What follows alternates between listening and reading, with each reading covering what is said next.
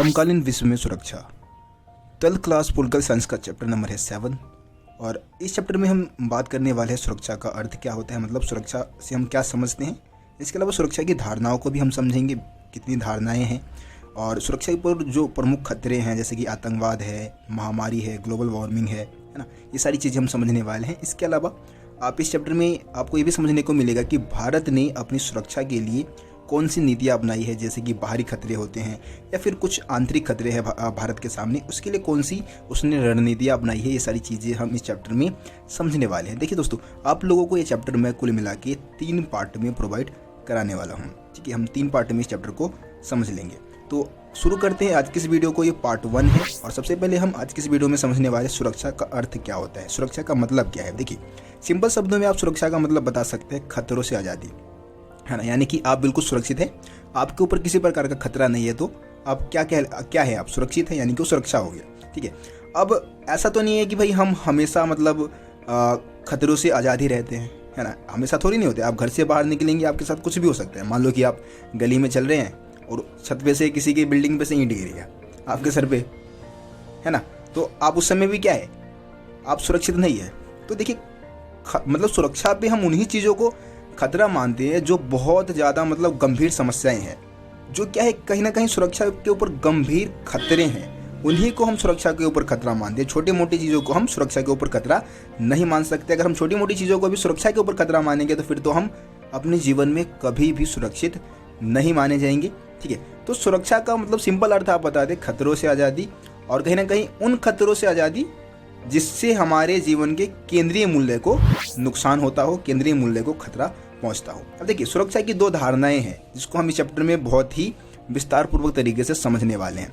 एक तो पारंपरिक धारणा है और एक अपारंपरिक, यानी कि इसको हम गैर पारंपरिक धारणा भी बोल देते हैं, ठीक है। तो आज की इस वीडियो में हम कोशिश करेंगे कि पारंपरिक जो सुरक्षा की जो धारणा है उसको हम विस्तार पूर्वक समझ लें। देखिए, जो पारंपरिक सुरक्षा की जो धारणा है इसको हम 2 भागों में डिवाइड करते हैं, 2 भागों में बांटते हैं। बाहरी सुरक्षा इसमें हम शामिल करेंगे और आंतरिक सुरक्षा को हम इसमें शामिल करेंगे। तो सबसे पहले हम बाहरी सुरक्षा को समझ लेते हैं। ये बाहरी सुरक्षा है क्या?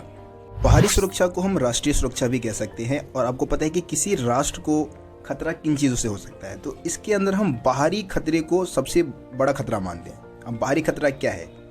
बाहरी खतरा आप दूसरे देश को मान सकते हैं, है ना। जैसे कि हम इसको एग्जाम्पल के माध्यम से अगर हम समझे तो हमारे लिए, भारत के लिए खतरा कौन से देश उत्पन्न करते हैं? पाकिस्तान, चाइना जैसे देश, है ना। तो बाहरी सुरक्षा में जो खतरा है, खतरा का जो मेन स्रोत है वो कोई दूसरा मुल्क है जो क्या करता है, हमले की धमकी देता है और या हमले करने की कोशिश करता है। तो इस चीज़ को हम इसमें शामिल करते हैं। अब देखो, इसमें क्या होगा, युद्ध होगा, और युद्ध के समय ना सैन्य जब हमला होता है तो वहाँ पे सिर्फ सैनिक नहीं मरते हैं बल्कि देश के नागरिक भी मरते हैं, है ना। बहुत सारे लोग, बहुत सारे बच्चे, औरतें, है ना, सब मारे जाते हैं। जैसे कि एग्जाम्पल आप ने जो परमाणु हमला हुआ था जापान के ऊपर, तो उसके बारे में आप लोगों को पता होगा कितना ज़्यादा मतलब विनाश वहाँ पे हुआ था। तो बाहरी खतरे से निपटने के लिए सभी देश क्या करते हैं, अपनी कुछ नीतियाँ अपनाते हैं। बाहरी जो सुरक्षा है उसकी कुछ नीतियों की हम बात कर लेते हैं। तो बाहरी सुरक्षा की सबसे पहली नीति है सैन्य शक्ति को मजबूत करना, है ना। अगर आप बाहरी खतरों से मुक्ति पाना चाहते हैं या बाहरी खतरे को आप कहीं ना कहीं उसका समाधान करना चाहते हैं, तो उसके लिए आपको क्या करना होगा, सैन्य शक्ति को मजबूत करना होगा। आप अपने आप को इतना ज़्यादा पावरफुल बना लें कि कोई भी देश आपके ऊपर हमला करने से पहले 4 बार सोचे, है ना। तो इसके लिए सभी देश क्या करते हैं, अपनी सैन्य शक्ति को बढ़ाते हैं। इसके अलावा आप शक्ति संतुलन की नीति को अपना सकते हैं। शक्ति संतुलन की नीति का मतलब क्या है कि अगर आप अपने चारों तरफ देखें, जैसे हम भारत की बात करें तो भारत अगर अपने चारों तरफ देखे तो बहुत सारे उसके देश जो है कुछ कमज़ोर है तो कुछ बहुत ज़्यादा ताकतवर है। जैसे कि चाइना जैसे देश हमसे ज़्यादा ताकतवर है ना। तो हम क्या कर सकते हैं, चाइना जैसे देश से अपने शक्ति को संतुलन करने की कोशिश कर सकते हैं। जैसे कि मान लो कि उसके पास 4 लड़ाकू विमान है, 4 लड़ाकू विमान कह रहा हूँ, मान लो कि 50 या 100 लड़ाकू विमान है उसके पास, तो हम भी क्या कोशिश करेंगे कि हम भी कम से कम 50 या 100 लड़ाकू विमान रखें, उसके बराबर कम से कम अपने सैन्य शक्ति को बढ़ाने की कोशिश करें। अगर सैनिकों की संख्या मान लो उसके पास 15 लाख है तो हम भी कोशिश करें कि भाई अपने सैनिकों की संख्या कितनी कर सके, लगभग 15 लाख तक कर सके। तो इसको हम क्या बोलेंगे, शक्ति संतुलन बोलेंगे, है ना। दोनों देश क्या है, शक्ति के मामले में बराबर है, तो कोई भी एक दूसरे के ऊपर हमला करने से पहले कई बार सोचेंगे, ये हो सकता है। इसके अलावा आप गठबंधन बना सकते हैं। गठबंधन क्या होता है कि कुछ देश आपस में, शक्तिशाली देश है या फिर बहुत सारे देशों का ग्रुप है, वो आपस में मिलेंगे और अपने आप मतलब सभी देश एक दूसरे की रक्षा का वचन देंगे। जैसे कि इसका सबसे बड़ा एग्जांपल है नाटो इस समय, है ना। लगभग 30 देश इसमें शामिल है और 30 में से किसी एक देश के ऊपर भी हमला हो जाता है ना, तो नाटो के सभी देश मिल जाएंगे और उस देश के ऊपर हमला कर देंगे जिसने नाटो के किसी भी देश के ऊपर हमला किया है। ठीक है, तो ये एक तरीके से गठबंधन होता है जिसमें बहुत सारे देश आपस में मिलके शक्ति संबंध स्थापित करते हैं। ये एक तरीके से लिखित रूप में होते हैं, बहुत सारे संधियाँ होती है लिखित रूप में गठबंधन की, तो उसके अनुसार चलता है। इसके अलावा आप क्या करेंगे, युद्ध के लिए तैयार रखेंगे अपने सैनिकों को, युद्ध के लिए हमेशा तैयार रखेंगे। ये भी बाहरी सुरक्षा की एक नीति में आ जाता है।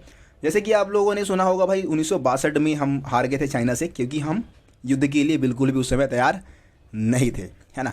लेकिन अभी की अगर हम बात करें तो अभी हमारी सैनिक जो है, हमारी जो सेना है वो युद्ध के लिए बिल्कुल तैयार है। अगर पाकिस्तान हमला कर दे, चाइना हमला कर दे, दोनों को लपेट सकते हैं हम, है ना। तो ये होता है युद्ध के लिए आप अपने सैनिकों को क्या करेंगे, तैयार रखेंगे। ये बाहरी सुरक्षा की प्रमुख नीतियाँ है। बाहर से जो खतरा उत्पन्न होगा ना, उसका समाधान उसको आप इन नीतियों को अपना के सॉल्व कर सकते हैं। ठीक है, ये इस तरीके से आप इसको समझ सकते हैं। अब हम बात कर लेते हैं आंतरिक सुरक्षा की। देखिए, आंतरिक सुरक्षा में क्या होता है। आंतरिक सुरक्षा यानी कि देश की सीमा के अंदर जो भी सुरक्षा के ऊपर खतरे हैं ना, उसको हम इसमें समझने की कोशिश करते हैं। अब देखिए, देश के अंदर सुरक्षा के ऊपर कौन कौन से खतरे हैं, मैं आपको बता दूं। जितनी ज़्यादा मतलब बाहरी खतरा ज़्यादा मतलब गंभीर नहीं है ना, उससे ज़्यादा गंभीर आंतरिक खतरे हैं। जैसे कि सांप्रदायिक हिंसा। सांप्रदायिक हिंसा आपको पता है क्या होता है। सांप्रदायिक हिंसा यानी कि संप्रदाय के आधार पे, है ना। ये भी एक तरीके से धर्म के आधार पे होता है। धर्म के आधार पे मारकाट होता है। आपको पता है कि भारत में अलग अलग धर्म के लोग रहते हैं, हिंदू मुस्लिम, आपको पता है बहुत ज़्यादा हिंसा। अभी हाल फिलहाल में ही आप लोगों ने न्यूज़ चैनल अगर आप लोग देखते होंगे तो ज़रूर देखा होगा आप लोगों ने कि कितना ज़्यादा हिंसा मारकाट हुआ। इसके अलावा अलगाववादी आंदोलन, है ना। देश के अंदर अलगाववादी आंदोलन होते हैं जो कि देश को अलग करने की कोशिश करते हैं। जैसे कि आप खालिस्तान, जैसे आप पंजाब का जो खालिस्तान है, जो मतलब एक तरीके से ग्रुप है, मतलब अलग एक देश की मांग करे, खालिस्तान नामक देश की मांग करते हैं। इसके अलावा जो पूर्वोत्तर के कुछ राज्य हैं वो भी भारत से अलग होने की बात करते हैं। तो ये अलगाववादी आंदोलन भारत में कई जगह चल रहे हैं। इसके अलावा नक्सलवादी आंदोलन चल रहे हैं ना। और आपको मैं बता दूं कि जितने ज़्यादा सैनिक हमारे बॉर्डर पे नहीं मारे जाते हैं ना, उससे ज़्यादा हमारे जो सीआरपीएफ के जवान होते हैं, जो सैनिक होते हैं, वो देश के अंदर नक्सलवादियों द्वारा मारे जाते हैं। तो नक्सलवादी आंदोलन भी एक बहुत ही गंभीर समस्या है।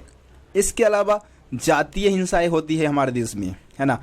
कोई अल्पसंख्यक है, अल्पसंख्यक के जैसे अभी एक न्यूज़ देखा था जिसमें मैंने सुना कि भाई एक नीची जाति का बालक था, बच्चा था, जिसको किसी हेड मास्टर ने शायद डंडा मारा, और ऐसा बता रहे हैं कि मतलब जो न्यूज़ आया था उसमें उस बच्चे की मृत्यु हो गई। ठीक है, तो इसके आधार पे बहुत ज़्यादा मतलब हिंसाएं होती है। आपको पता है जाति के आधार पे बहुत ज़्यादा भारत में हिंसाएं देखने को मिल सकती है आप लोगों को। तो ये भी एक बहुत ही गंभीर समस्या है और हर एक सरकारें चाहती है कि इन समस्याओं का निपटारा किसी तरीके से कर लिया जाए। ठीक है, तो ये हो गया आपका आंतरिक सुरक्षा के बारे में। आंतरिक सुरक्षा के ऊपर जो खतरे हैं, सांप्रदायिक हिंसा या अलगाववादी आंदोलन, नक्सलवादी आंदोलन है, जातीय हिंसा, ये सारी चीज़ें आप इसमें बताएंगे। देखिए, चैप्टर कोई ज़्यादा कठिन नहीं है, इसको आप आसानी से समझ सकते हैं। बस ये है कि आप क्या करें भाई, वीडियो को देखिए, उसके बाद आप एक बार एनसीईआरटी बुक को ज़रूर रीड करें यार।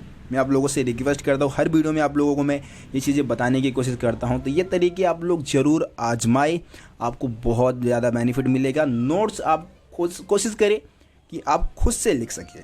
ठीक है, अगर नहीं लिख पाते हैं आपको नोट्स बनाने नहीं आता है, तो आप हमारी एक भी पीडीएफ को डाउनलोड करें, आप पीडीएफ को देखें, वहाँ पे हमने किस तरीके से नोट्स को क्रिएट कर रखा है। फिर आप कोशिश करें कि भाई एक पीडीएफ आपने डाउनलोड कर लिया, उसके बाद आगे के नोट्स आप खुद ही बना ले। बाकी हम कोशिश कर रहे हैं कि जितने भी चैप्टर है सभी चैप्टर के नोट्स आपको प्रोवाइड कराए, तो आप सारे नोट्स डाउनलोड भी कर सकते हैं, वहाँ से पढ़ सकते हैं। बाकी यार आप लोग कमेंट करें इस वीडियो के नीचे कि ये वीडियो कैसा लगा आप लोगों को, और वीडियो को ज़्यादा से ज़्यादा शेयर करिए। चैनल को सब्सक्राइब नहीं किया है तो सब्सक्राइब करके बेल आइकन को भी प्रेस कर दें। ठीक है, मिलते हैं फिर आप लोगों से अगली वीडियो में। तब तक के लिए जय हिंद, जय भारत, अपना ख्याल रखें।